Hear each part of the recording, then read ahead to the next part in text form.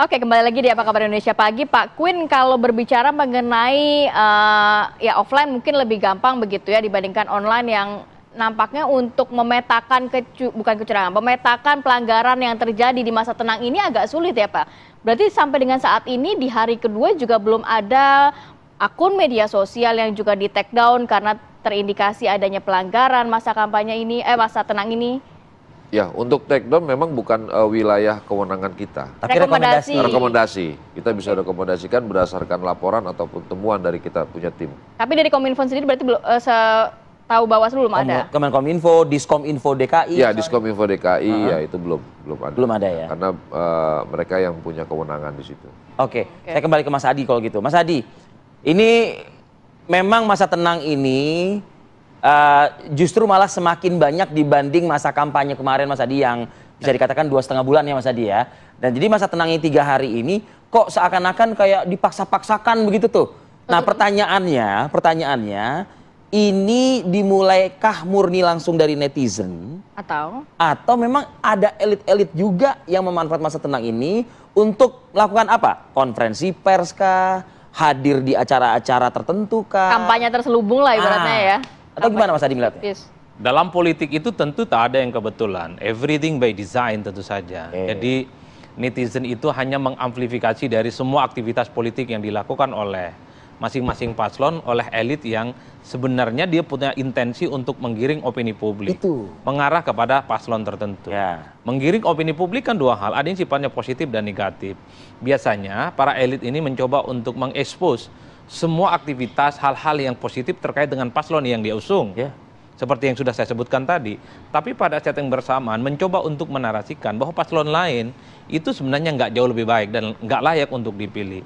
Ini yang kemudian diamplifikasi ya, diekspos begitu luar biasa oleh para medsos-medsos yang sebenarnya tidak terdaftar secara resmi sebagai bagian dari peserta pemilu. Tapi menurut Anda ini terafiliasi dengan yang resmi nggak sih? Sangat kelihatan di medsos itu. Nomor 1-nya siapa, nomor 2 siapa, nomor 4-nya siapa gitu ya.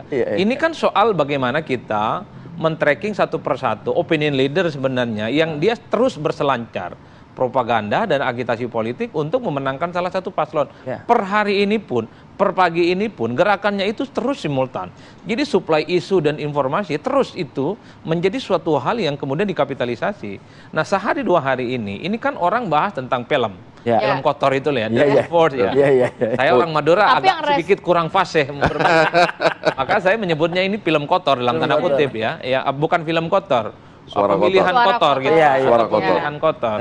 Ini yang saya kira sehari 2 hari ini menjadi pertarungan luar biasa. Tapi diresponnya luar biasa juga ya. Betul, satu sisi ini kan diamplifikasi sebagai bagian untuk menyerang paslon tertentu yang dinilai sudah merencanakan kemenangan dengan kecurangan secara sistematis. TSM kan begitu. Kalau bisa ditarik ke unsur film atau mungkin ini bisa dikatakan karya ilmiah dari seorang produser, sutradara dan lain sebagainya, itu selesai sampai di situ ya. Saya kira nggak ada soal konten-konten yang disampaikan. Tapi kan yang menggoreng ini ya kemudian. Betul. Dalam konten film yang Dirty World ini, saya kira ini kan clippingan, semacam screenshot dari informasi-informasi yang selalu disampaikan oleh para pemeran di dalamnya tentang aparatus pemerintah yang dinilai tidak netral ya, tentang misalnya KPU dan Bawaslu misalnya dinilai dalam tanda kutip kurang profesional dan seterusnya. Ini kenapa ramai? Pertama konteksnya. Karena dia ini disampaikan dalam masa tenang. Yang kedua, konten-kontennya itu dinilai menyerang dan merugikan paslon tertentu. Sehingga harus ada juga ya beberapa pihak yang mungkin mengklarifikasi. Betul, artinya apa? Film ini kan sebenarnya ingin menjelaskan bahwa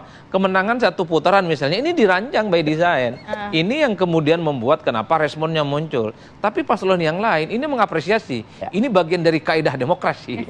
Dan ini yang sepertinya agak jarang misalnya disorot oleh teman Bawaslu dan tidak punya instrumen. Karena juga tadi kewenangan Bawaslu kan hanya memberikan rekomendasi juga kepada Kominfo. Bukan hanya soal rekomendasi, yang disasar itu patroli cybernya adalah mereka yang didaftarkan secara resmi.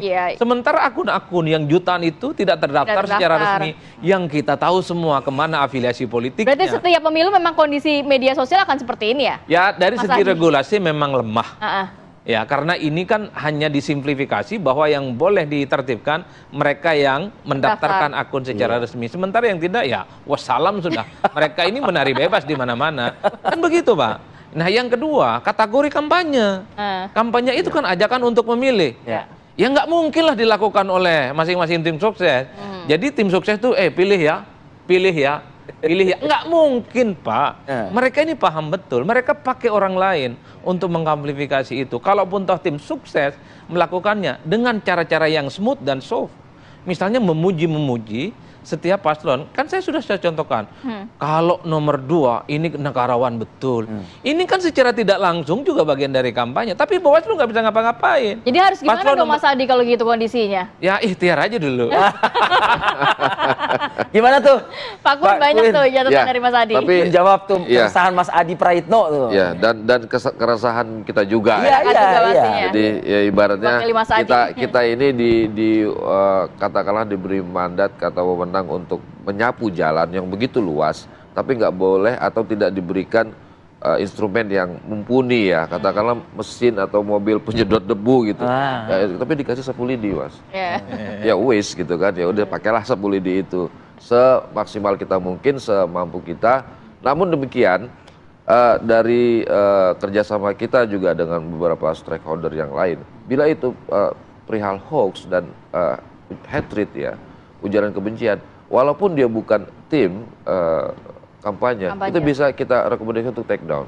Iya. Tetap itu bisa, Mas. Ada undang-undangnya di situ kan? Ada. Itu bisa kita, karena itu sudah mempengaruhi, beresiko merusak. Tapi kalau yang di luar yang terdaftar, tadi kan Pak Kun mengatakan bahwa kalau yang terdaftar peserta pemilu itu kan 4 tahun tadi ya pidananya ya? Iya. Tapi kalau yang di luar itu hanya take down aja atau bisa juga dibawa ke ranah pidana, Pak? Sepertinya take down dan surat, ataupun kalau dia instansi ya atau lembaga, itu surat untuk teguran dari KPI. Tapi kalau dia pribadi ya take down. Oke. Itu komitmen dari Diskominfo begitu. Oke, mungkin Pak Kwin sekali lagi dijelaskan kepada publik juga Pak Kwin. Artinya begini, masa tenang ini undang-undang nomor berapa yang mungkin termaktub di undang-undang tersebut bahwa media sosial juga berperan untuk menghormati masa tenang pemilu 2024. Jadi jangan semua netizen kayaknya rame-rame justru makin panas gitu Pak. Jadi ada remnya juga untuk mereka agar tidak di masa tenang ini berkampanye juga. Ya tentu yang paling kuat kan Undang-Undang 7 2017 pasal 36 ya. Nah, itu kan yang paling apa itu? Jelas gitu. Bahwa pada masa tenang itu tidak boleh melakukan kegiatan kampanye apapun. Nah, kemudian nilai turunannya itu kan di 492 kampanye di luar jadwal ya. Nah, kemudian setelah itu 253 perihal sanksi pidananya, yaitu pada saat kampanye itu 1 tahun 12 juta, kemudian pada saat masa tenang itu 2 tahun 24 juta, kemudian pada masa tenang itu 4 tahun 48 juta, dan pada masa nanti hitung surah pada saat hari H itu 3 tahun 36 juta. Nah itu sanksi-sanksi pidana yang bisa kita berikan ke semua lapisan ya, lembaga, perseorangan dan lain sebagainya. Iya. Oke, Mas Adi, itu cukup tegas kok, di undang-undang ada seperti itu, pidananya ada, sanksi imaterial juga ada seperti itu. Ya, saya kira dalam konteks itu memang tegas, tak ada yang bisa membantah, termasuk politik uang. Tapi kan problemnya per hari ini misalnya, kita bisa tidak men-tracking bahwa pelaku politik uang itu masuk penjara dan pidana. Karena definisi politik uang itu sangat sumir dan gampang untuk diakal-akalin. Karena politik uang itu, contoh nih ya, adalah memberikan uang atau barang untuk mempengaruhi pemilih. Itu politik uang, Pak. Ya. Pertanyaannya adalah uang atau barang ya? Uang atau barang ya, seperti kerudung, sembako dan seterusnya, mempengaruhi pemilih. Pertanyaannya adalah kalau ada orang ngasih uang dan barang, niatnya ingin masuk surga, bisa nggak sama Bawaslu itu dianggap sebagai tindakan pidana? Nggak bisa, Pak.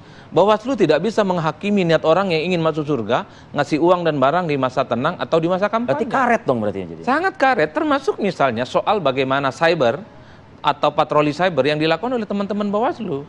Yang mereka incar itu adalah akun resmi, yang kedua adalah ajakan berkampanye. Tapi tidak tertutup kemungkinan non resmi juga bisa. Betul, Pak, betul. Nah, yang resmi aja susah dieksekusi apalagi yang non resmi.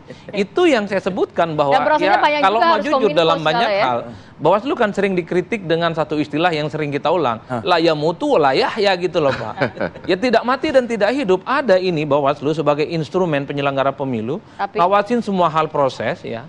Tapi dalam praktiknya memang kewenangannya satu tidak terlampau maksimal. Terbatas. Yang kedua, begitu banyak kegiatan-kegiatan yang jelas-jelas melanggar, tidak bisa diusut secara tuntas. Jangankan soal cyber, jelas-jelas di depan mata praktik politik uang, itu bisa dilakukan oleh semua orang kok, semua calon.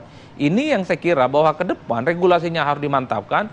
Yang kedua, instrumen yang dimiliki oleh Bawaslu ditambah. Ya. Biar tidak seperti macan ompong. Nggak bisa ngapa-ngapain. Barang ini sudah jelas melanggar tapi nggak bisa dieksekusi sebagai bagian dari pelanggaran dan tindakan pidana dalam pemilu. Kalau baca undang-undangnya, Mas, Undang-Undang Pemilu nomor 7 2017 menyeramkan. Bahkan kalau itu dilakukan oleh partai soal politik uang misalnya, itu bisa dia tidak bisa ikut dalam pemilu selanjutnya. Dia didiskualifikasi. Apa ini tidak mengerikan? Tapi ini kemudian tidak membuat jerah. Karena semua proses kecurangan nyaris tidak bisa diungkap secara maksimal. Mungkin kalau kita kasih skor 1 sampai 1000, mungkin 1-2 yang bisa diungkap, selebihnya tak pernah diungkap dengan baik. Inilah yang kemudian membuat kenapa partai, tim sukses, relawan, tim pemenangan, dan kelompok-kelompok pemenangan tertentu, itu kan sering melakukan pengulangan soal bagaimana tindakan-tindakan yang dianggap menyimpang itu. Oke, terakhir Pak Quinn, tanggapannya terhadap saya sangat apresiasi kalau akademisi bicara seperti itu. Berarti kami memang toolsnya nih yang kurang nih Mas ya. Dan satu lagi, kita kan dalam penegakan tindak pidana pemilu itu lewat Gakumdu. Kita nggak sendirian. Di situ ada polisi, ada jaksa. Kadang kalah suara atau salah satu tidak mufakat, ya berarti tidak dilanjut. Itu aja. Oke, kolektif. Nah. Kolektif action ya, kerja. Oke, pemirsa. Jadi hati-hati loh, ada unsur pidananya loh ya. Dan juga bayar dendanya juga loh nih. Ya kan? Jadi hati-hati dengan jempol Anda lah, kurang lebih begitu ya Mas Adi ya. Apalagi bayar dendanya cukup jual sapi sebiji lah di kampung. Baik, terima kasih banyak Mas Adi.